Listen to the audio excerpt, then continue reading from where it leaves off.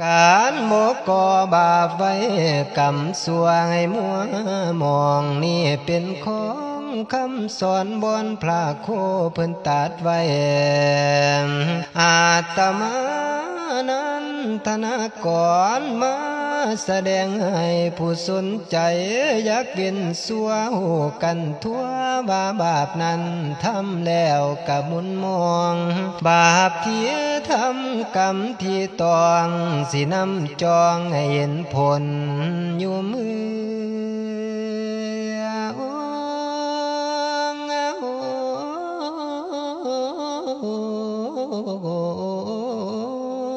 สาธุสนควรเคียดอ่านข่าวบวนให้เห็นแจ้งกรรมวุ่นเฮียงกับผลหลายกรรมบ่หลายกับผลน้อยขึ้นอยู่กับมากน้อยหลายหน่วยแล้วแต่กรรมมูนาวัตตาติโลโก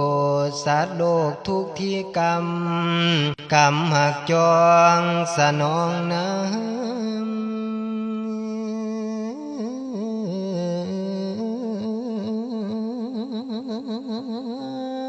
จะต้องไป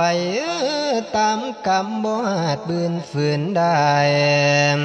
ภาย